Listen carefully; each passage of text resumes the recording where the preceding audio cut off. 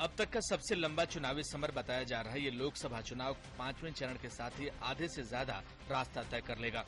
12 राज्यों की 121 लोकसभा सीटों पर सुबह 7 बजे से मतदान केंद्रों पर वोट पड़ेंगे। 5वें चरण का ये चुनाव राजनीतिक दलों के लिए सबसे अहम है, क्योंकि इस चरण में सबसे ज्यादा सीटों पर वोट डाले जाएंगे। इस चरण की 121 सीटों पर 1769 उम्मीदवारों की किस्मत का फैसला ईवीएम मशीनों में बंद हो जाएगा।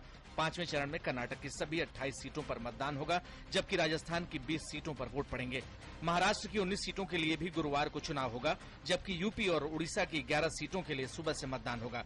इसके अलावा मध्य प्रदेश की 10, बिहार की 7, झारखंड की 6 और पश्चिम बंगाल की 4 सीटों पर भी वोट पड़ेंगे। छत्तीसगढ़ की 3 और जम्मू कश्मीर तथा मणिपुर की एक सीट पर उम्मीदवारों की किस्मत का फैसला हो जाएगा। इसी चरण में उड़ीसा की 77 विधानसभा सीटों पर भी चुनाव होने जा रहा है।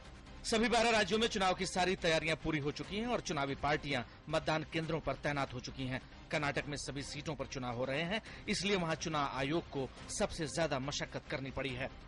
11,424 मतदान केंद्र काफी सेंसिटिव, हाइपर सेंसिटिव हैं और 14,968 जो हैं वो सेंसिटिव है।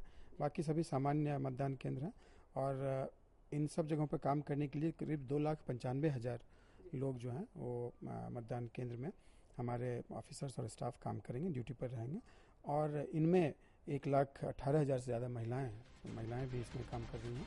नक्सल प्रभावित छत्तीसगढ़ में भी सुरक्षा के व्यापक बंदोबस्त किए गए हैं। राज्य में चुनाव से पहले कांकेर जिले में 2 टिफिन बम बरामद किए गए हैं। माना जा रहा है कि चुनाव के दौरान सुरक्षा बलों को निशाना बनाने के लिए इनका इस्तेमाल होना था। पुलिस ने 2 नक्सलियों को भी गिरफ्तार किया है। राज्य की 3 सीटों पर सुबह से वोट डाले जाएंगे। जितने भी मतदान पार्टियां हैं इनको बुला के ब्रीफिंग किया गया है और इनके साथ में पर्याप्त हम सुरक्षा बल भिजवा रहे हैं। सुरक्षा बलों को भी निर्देशित किया गया है कि आप इनको साइकोलॉजिकली और मॉरल बूस्टिंग की कार्रवाई इनकी करें। दूसरा पॉइंट ये है कि उनका एज प्रोफाइल भी देखा गया है और जो टफ एरियाज है वहां पे महिलाओं को ना लगाया जाए, उसकी ओर भी ध्यान दिया गया है। इस चरण में मतदाता जिन प्रमुख प्रत्याशियों की किस्मत तय कर देंगे उनमें केंद्रीय मंत्री सुशील कुमार शिंदे, गुलाम नबी आजाद, वीरप्पा मोइली, मल्लिकार्जुन खड़गे, ज्योतिरादित्य सिंधिया और सचिन पायलट शामिल हैं। इसके अलावा फिल्म अभिनेता और वरिष्ठ बीजेपी नेता शत्रुघ्न सिन्हा, पूर्व गृह सचिव आर.के. सिंह, लालू यादव की बेटी मीसा भारती, पूर्व केंद्रीय मंत्री मेनका गांधी, संतोष गंगवार, जसवंत सिंह, सीपी जोशी और सुबोध कांत सहाय की सीटों पर भी चुनाव होंगे। कर्नाटक में बेंगलुरु दक्षिण सीट पर दिलचस्प मुकाबला है, जहां इन्फोसिस के सह संस्थापक नंदन नीलेकड़ी का मुकाबला बीजेपी के दिग्गज नेता अनंत कुमार से है। कर्नाटक से पूर्व प्रधानमंत्री एच.डी. देवेगौड़ा 2 सीटों हासन और चिकबल्लारपुर से चुनाव लड़ रहे हैं, जहां मतदान होगा।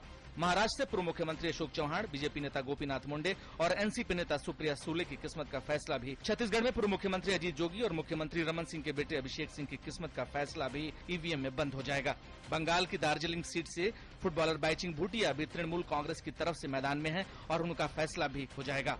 ज्यादातर राज्यों में इस बार चुनाव त्रिकोणीय या चतुष्कोणीय हो रहे हैं, इसलिए नेताओं की धड़कन बढ़ गई है। इन 121 सीटों पर नेताओं की किस्मत का फैसला भले ही जनता ईवीएम में बंद कर दे, लेकिन चुनाव परिणामों के लिए 16 मई का इंतजार करना होगा। रायपुर से रमा त्यागी और बेंगलोर से आयशा खानम के साथ ब्यूरो रिपोर्ट, जीटी न्यूज।